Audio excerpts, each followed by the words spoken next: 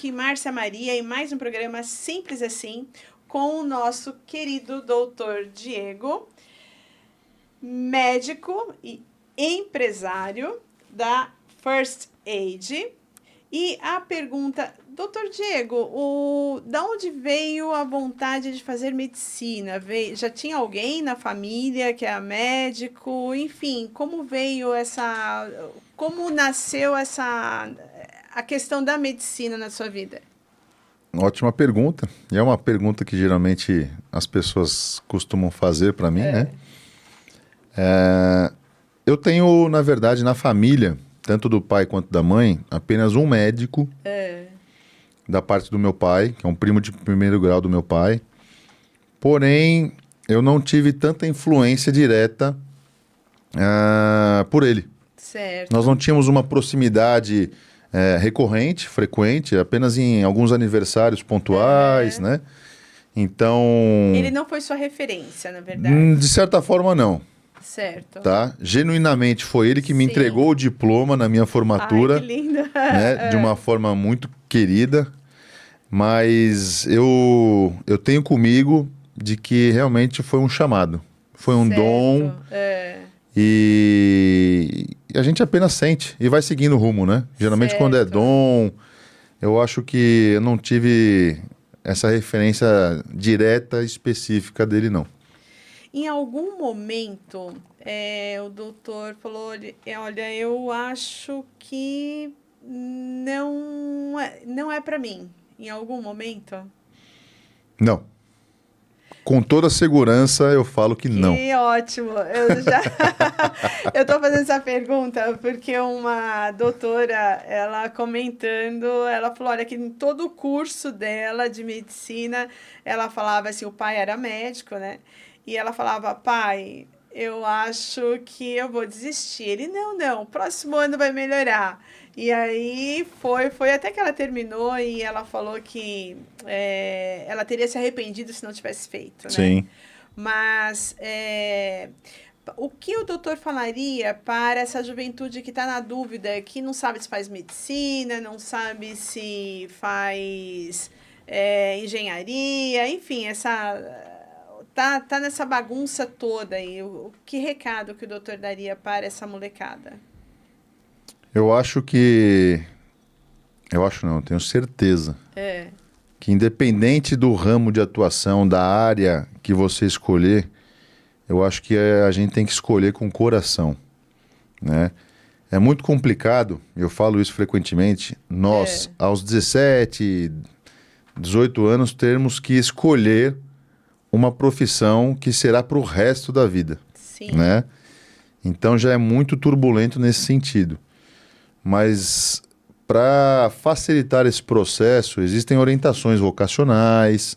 Certo. Eu acho que é importantíssimo o vestibulando estar presente, né, junto às profissões que mais lhe atraem. Então, ir conhecer como funciona a atuação profissional de um engenheiro numa empresa, numa construção, sendo ele engenheiro civil, de um dentista, enfim, N profissões que temos aí no mercado. Eu acho que vale a pena o conhecimento da atuação em loco, né, de compartilhar experiências desse profissional com esses jovens. Porém, eu tenho plena convicção de que você fazer aquilo que você ama, que você gosta, com todo o seu coração, com toda a sua energia, eu acho que esse é o segredo do sucesso.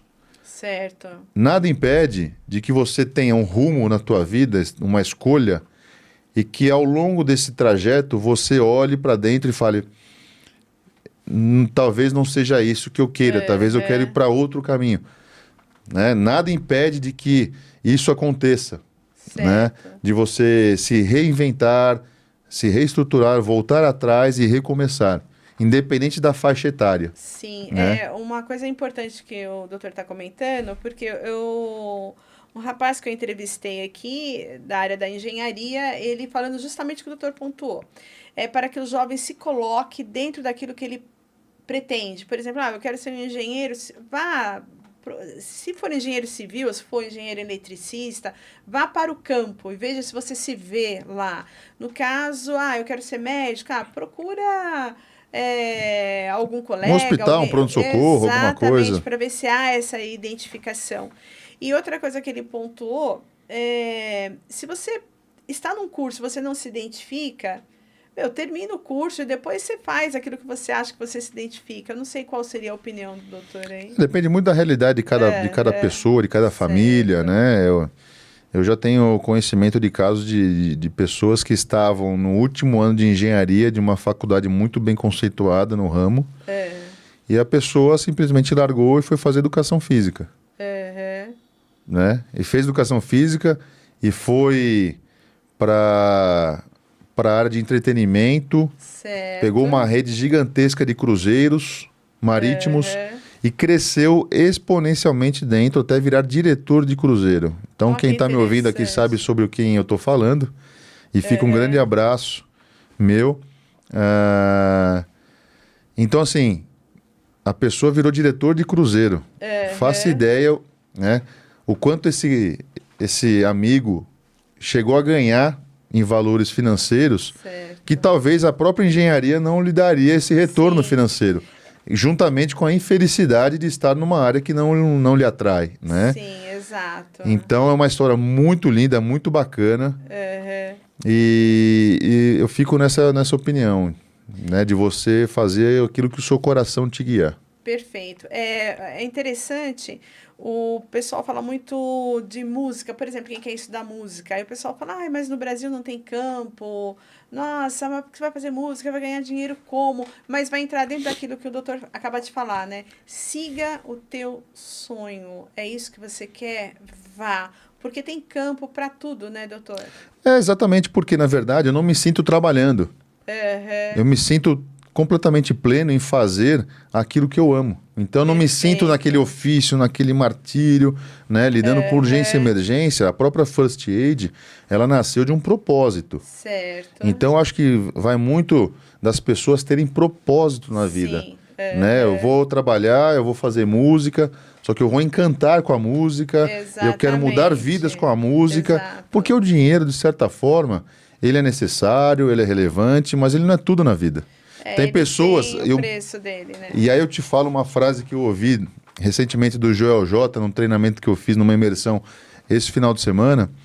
E ele citou Mário Sérgio Cortella, grande professor Mário Sérgio Cortella, que fala que existem pessoas que são tão pobres que a única coisa que eles têm é dinheiro. É dinheiro. Já ouvi isso dele. Ele é uma graça, eu amo ele. Nossa, então, eu acho que é verdade, basicamente isso. É verdade. Né? O segredo da vida está em você identificar precocemente, né, essa maturidade. Maturidade não tem a ver com idade. Não, isso é uma grande realidade. Mas, assim, o número de jovens que você vê indeciso quanto ao que fazer, é muito grande. Eu não sei ao redor do doutor que o doutor presencia, mas eu presencio muito. O jovem fala, eu não sei. E vai de algo extremo, assim. Eu não sei se eu faço veterinário ou se eu faço administração. Quer dizer, nada a ver com nada, né? Uma coisa é uma coisa, outra bem distante, né? Uma coisa se lida com vidas, né, de animal, outra coisa é a questão burocrática.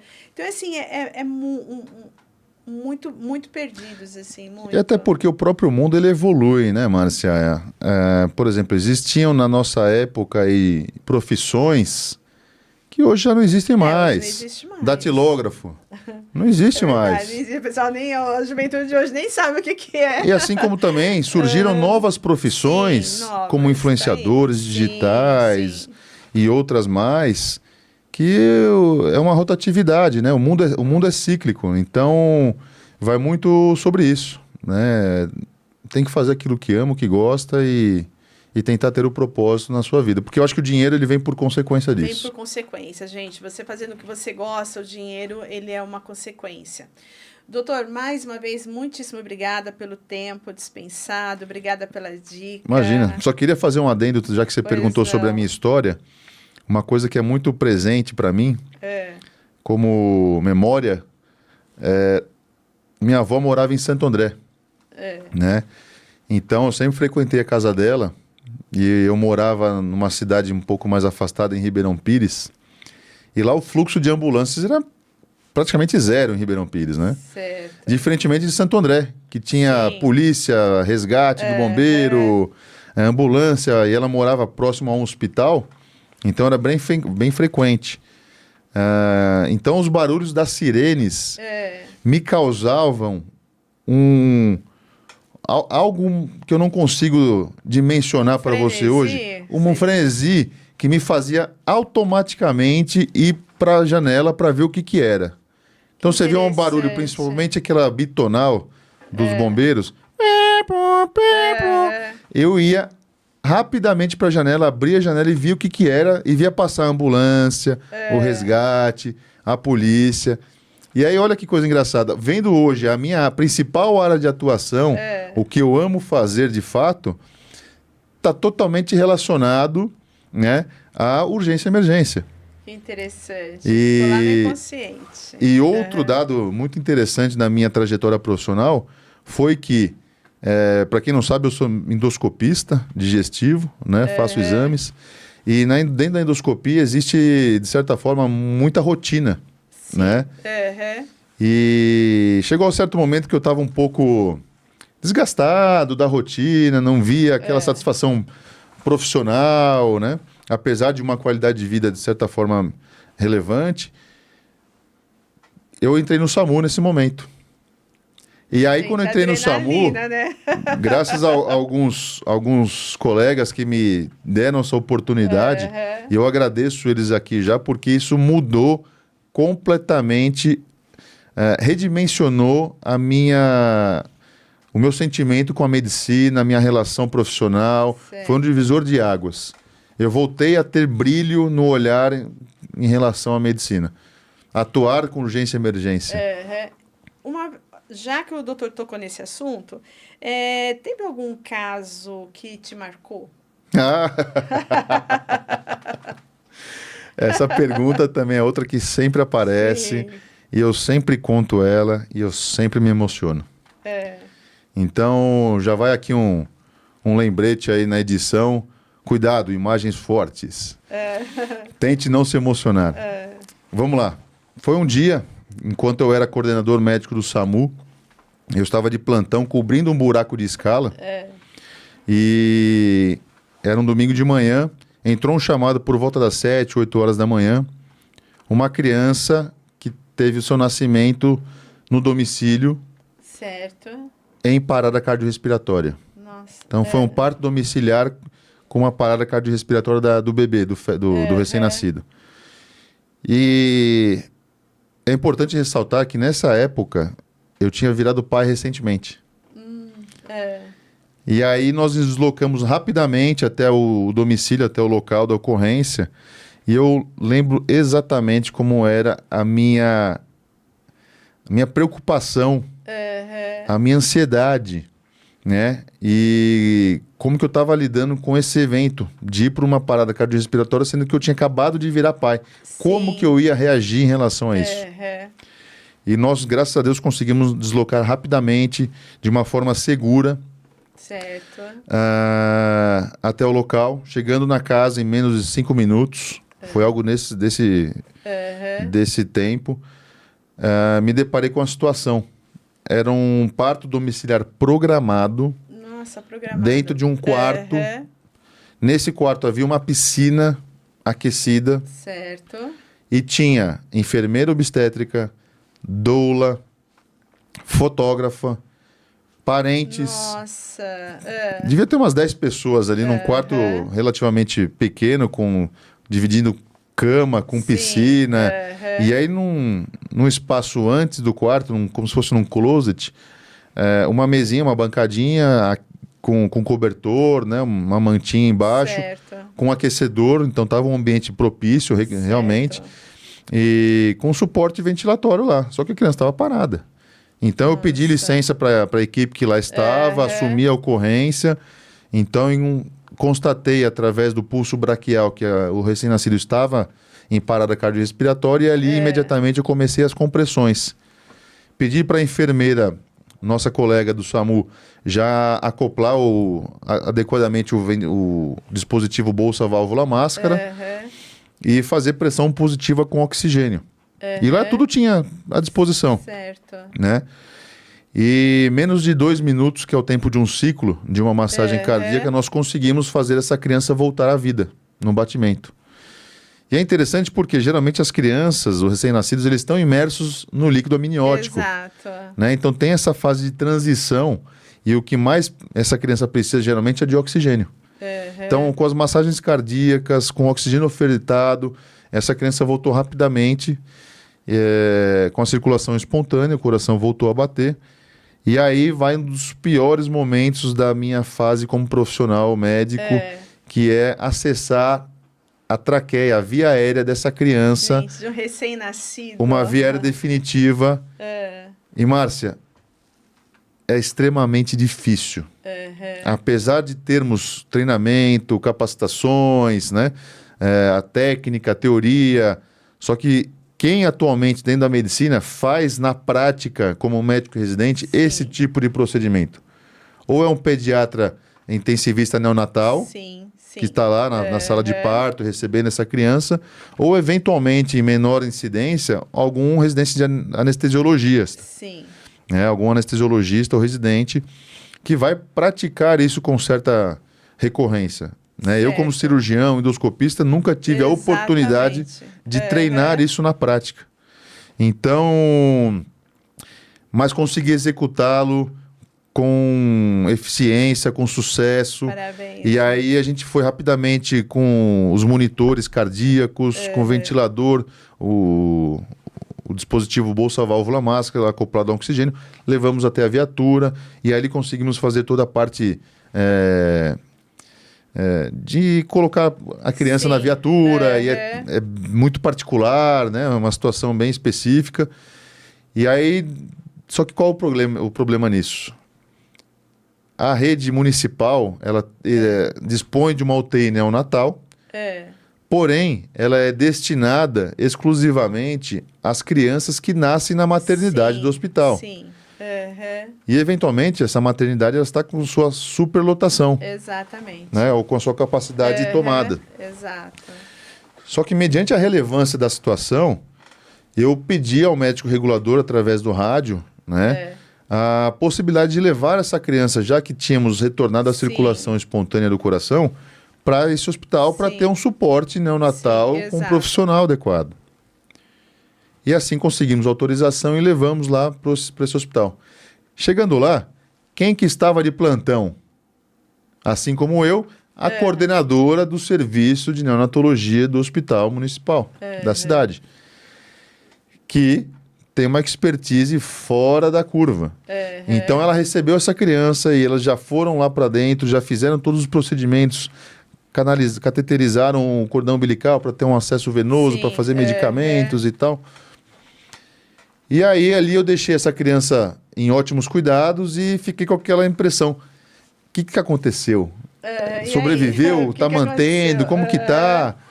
E eu, obviamente, não tinha acesso, não poderia me permanecer no local. E aí fomos embora, voltamos para a base, enfim. Ficou, obviamente, um sentimento de gratidão, porém aquela dúvida. E aí? O desfecho foi positivo? A criança permaneceu com o coração batendo, né? Vai sobreviver ou não? E aí que entra um ponto importante dessa história, que uma médica amiga minha, neonatologista, que trabalha nesse hospital municipal, também trabalha comigo no hospital privado. E aí, a mãe dessa criança quis saber quem que era o médico, comentando com ela num plantão, porque foi um anjo, porque conseguiu salvar a vida da minha filha e tal. E ela, tendo ciência dessa história, né, ela falou, pô, é meu amigo, é o Diego, eu conheço, trabalho no SAMU em Mauá e tal. E aí fez essa conexão de mim com a criança e com a mãe. Né? Então eu acompanhei de longe, através de vídeos, fotos, né, autorizados pela família, o acompanhamento, né, dessa criança. Interessante, Então, gratificante. ela ficou entubada há muito tempo, depois estubaram, aí começaram a dar banho nela com sonda, e aí tiraram a sonda, ela conseguiu alimentar, introduziram leite materno. Então foi toda uma luta, né? Sim. Então essa criança posteriormente teve um acompanhamento neurológico, né, para evitar a avaliação de sequelas. E essa criança evoluiu super bem, tá ótima, deve ter hoje, deve ser na mesma faixa etária do meu filho, deve estar completando seus 5 anos, 4 anos, 5 anos de vida. E, inclusive, eu quero agora tentar fazer um novo contato, né, para ter imagens, fotos, vídeos, depoimentos sobre essa situação que foi única na minha vida e de uma gratificação que não tem valor Não tem, né, doutor? estimado, não tem. Então, eu falo sobre esse caso no final dos treinamentos, como forma de mostrar que, obviamente, ali tinha toda uma equipe profissional, mas que esse socorro ele pode ser feito por alguém que não é da área da saúde. Mediante capacitação, treinamento, né? Pode ter um desfecho positivo fazendo o primeiro socorro desde capacitado. É muito interessante, né, doutor? Nós vamos, no próximo bloco, o doutor, juntamente com a Elo, vai ensinar vocês a fazer uma massagem.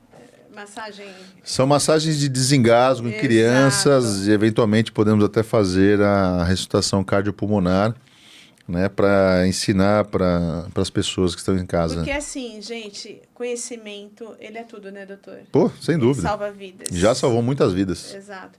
Doutor, mais uma vez, muito obrigada.